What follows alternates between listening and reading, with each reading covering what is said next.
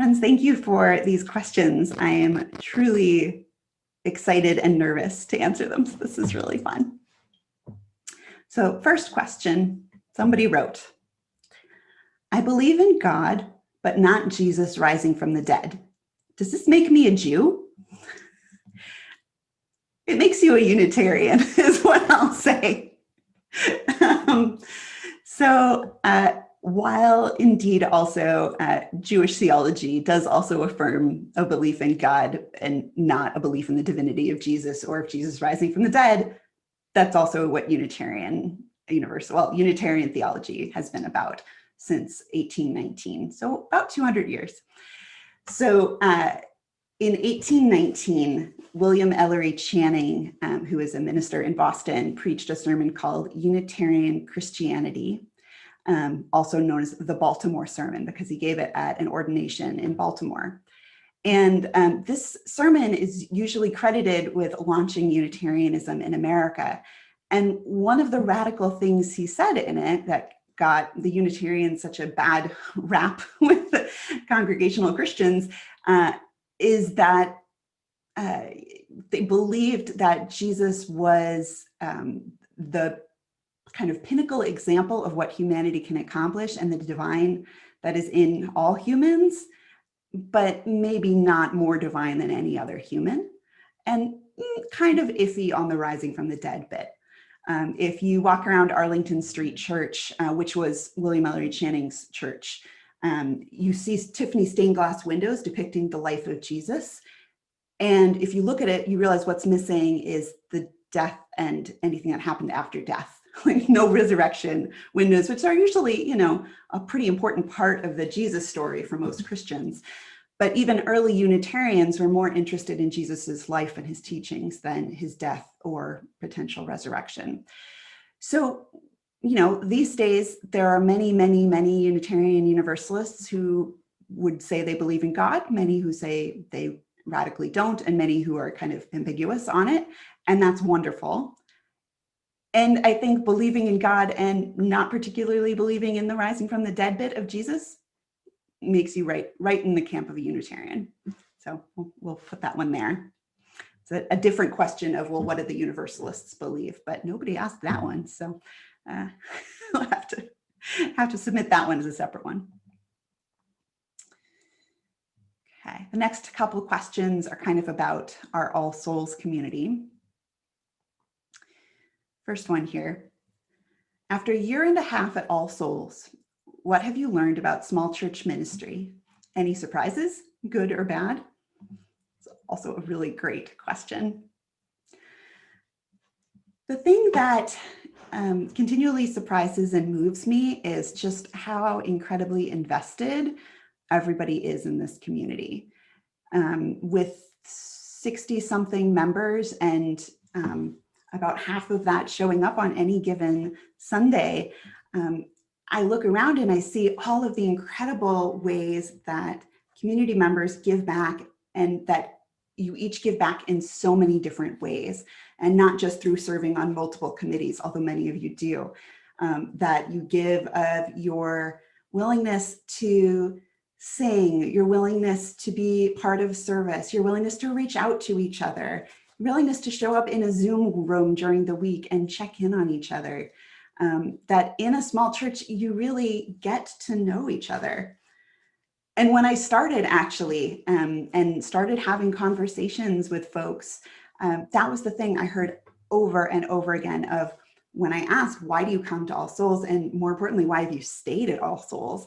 It was the connections that you've built between each other. And it was the sense of being able to have some, you didn't use this word, but some ownership over church, that this was your community, that you could help enhance with your gifts and your time and your love.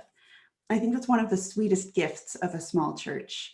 And I think that's been one of the beautiful things about community Sundays when they're lay-led services, because it's specifically you all talking to each other. And it's the gifts that we've had even through pandemic church of being able to have such a reasonable number of people that we can look around and say, oh, we haven't seen so-and-so in a while. Let's reach out to them.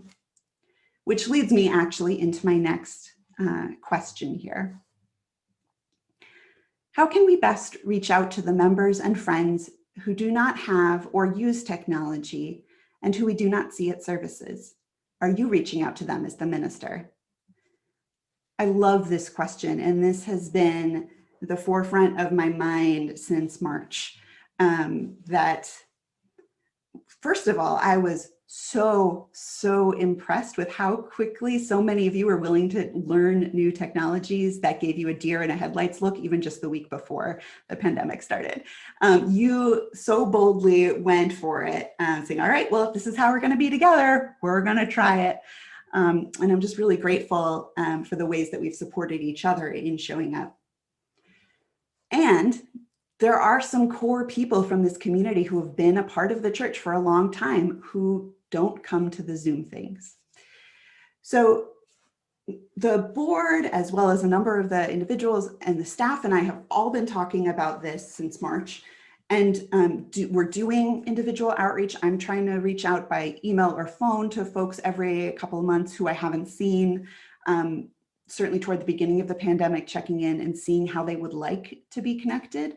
At any time, anybody who is interested in coming to the Zoom service, either by calling in or by connecting to their computer, who wants some help, can absolutely have it.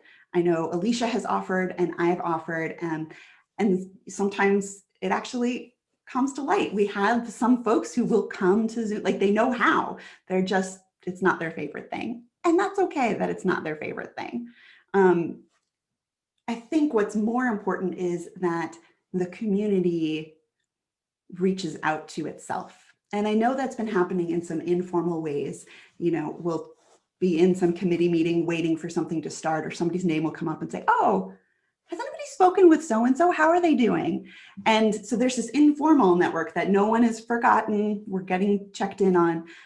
But we have talked about launching something, which I'm hoping to do this January, that our office administrator, Sherry, has done at her other church, where we go through the directory and the board or leadership or whoever wants to, you know, picks a couple of names, and those 3 or 4 people are people you just continue to check in with. That's your church pod, for lack of a better term, that there's a sense of connection and community for anyone who wants it, whether it's by phone call, whether it's by conference call, whether it's by sending cards, however it is, a way for people to know who they're connected to and have a structure to be held.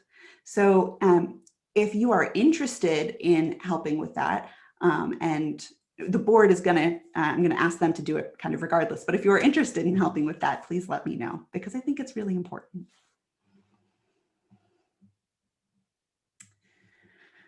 Okay, here is one kind of a life question. This person wrote, I find myself holding back negative views of the world these days, even though I want to talk about them. How do I strike a balance? If I were in conversation with this person, my question would be, tell me about why you're holding back.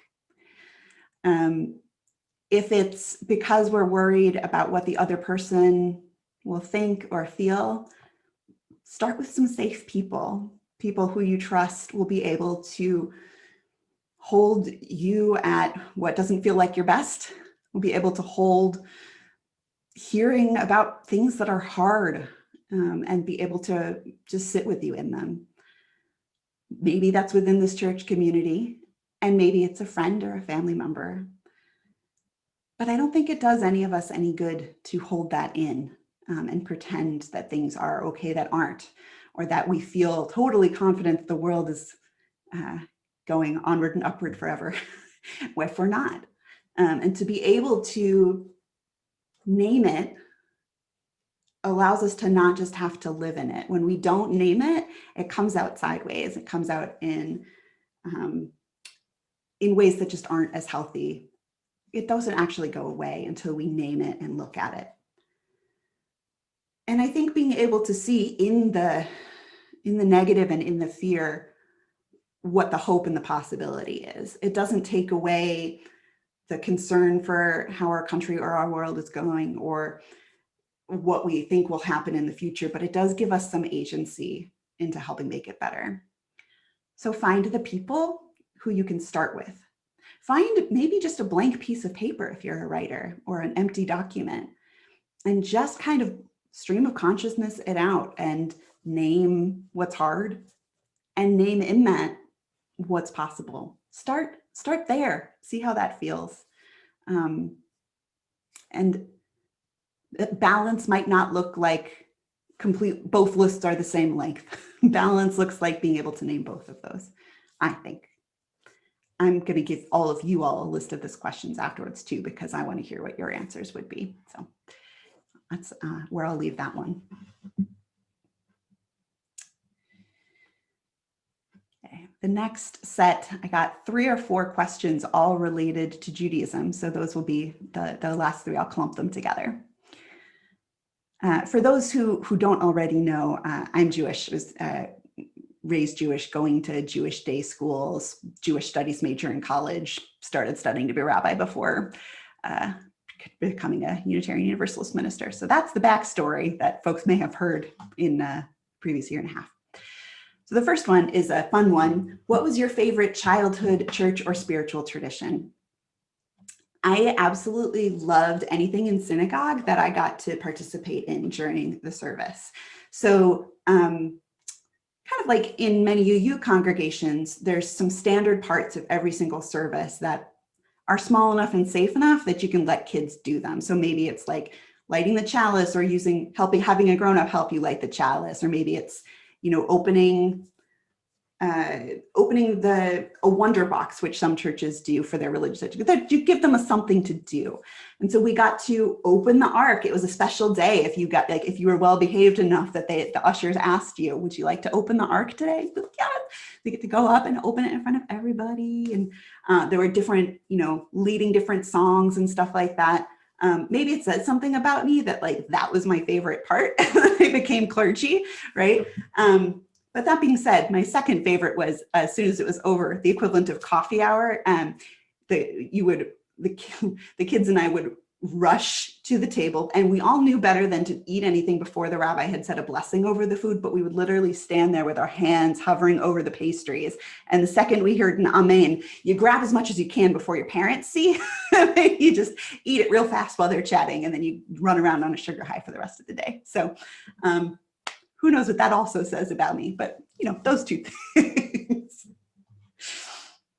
It was always the Entenmann's pastries that you get at the grocery store. So think about that every time I see them.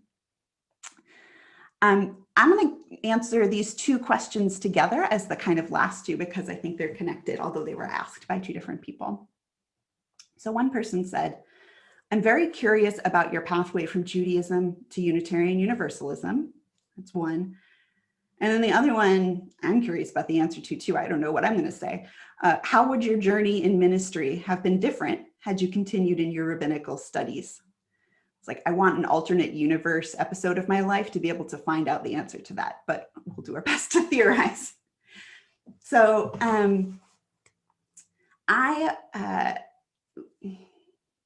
within Judaism, I was always so interested in both learning about my own history, my own traditions within Judaism, and learning from other religious traditions.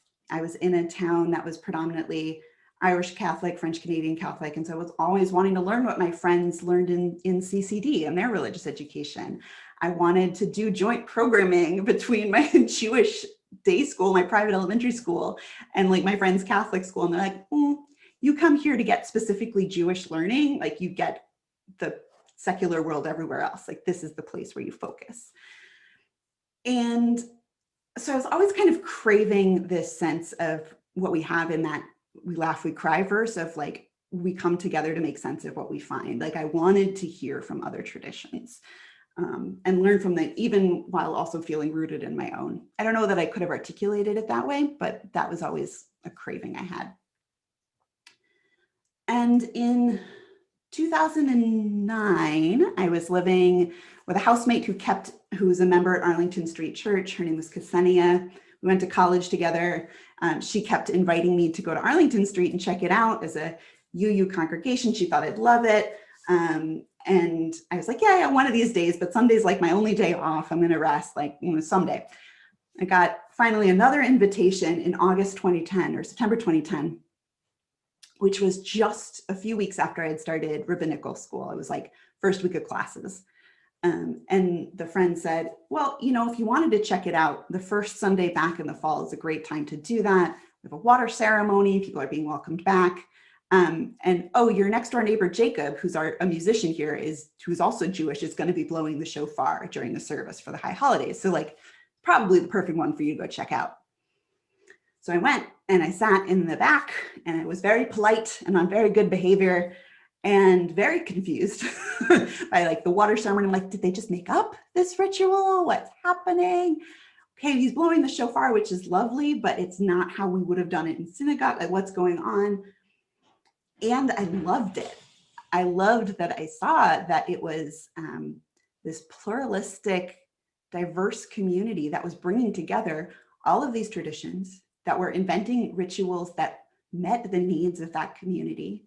I loved the 7 principles, which I read on the back of the order of service while I was waiting for the service to start, and just went, I believe these things. Like, I don't require any mental gymnastics to just agree with the fact that each person has inherent worth and dignity. Oh, okay. And so what I saw in Unitarian Universalism was the kind of diverse community that I wanted to create within Judaism. And like, it already existed. So my first 2 years of Rabbinical School, I was taking classes 5 days a week, 8 hours a day, doing homework, teaching Hebrew school, leading Shabbat services on Saturday. And then Sunday, I'd go to church, sing in the choir, do my homework, repeat. And it was both great in that each informed the other for me, and really difficult in that my Rabbinical School had never faced this situation before. They were not prepared for somebody to be Jewish and Unitarian Universalist, which is it a Christian denomination? We don't really know. What does this mean? And through all of that, it kind of prompted me to start looking at where do I go in case I get kicked out of Rabbinical School for kind of crossing too many boundaries. And what I found in that was that actually I was being called to Unitarian Universalist ministry, that I could offer the world more gifts by being my full self, and in a UU community that wasn't going to ask me to give up any parts of my Judaism, than I could as a rabbi who also on the side, but maybe kind of quietly, was also involved in UU stuff. How would things have been different? I really have no idea, and I think about it a lot, especially when I see my old classmates who are now fully fledged rabbis, or see my teachers who go to the same synagogue that I do, and think about, could I have carved something like that out? I don't think my connection with Unitarian Universalism would have been like a fleeting thing. Would I have been able to broaden the horizons of that particular rabbinical school? Would I have? I have no idea.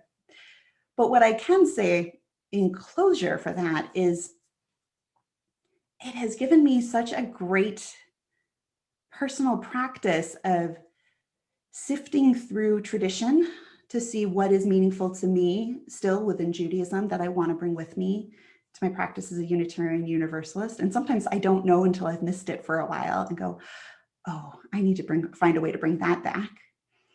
It's changed my understanding of Judaism and helped me be less afraid of what happens if I do other spiritual practices as well. Can I do that without it threatening my Judaism? And it's helped me companion other people through those similar journeys, whether people have grown up Catholic, felt unconnected with it at some point for whatever reason, and found Unitarian Universalism, able to talk with them about, well, what is it? What role does Catholicism, for example, still have in your life? What are the parts of that are really meaningful for you, that you want to keep with you? And what are the things that you're seeking that we might be able to support you with in Unitarian Universalism? I don't know what the journey would have been like as Rabbi Joe instead of Reverend Joe. But I am very, very grateful for the way the journey has gone and to be journeying with you and for all of the ways that you share your journeys and your questions and your wonderings with me. Thank you.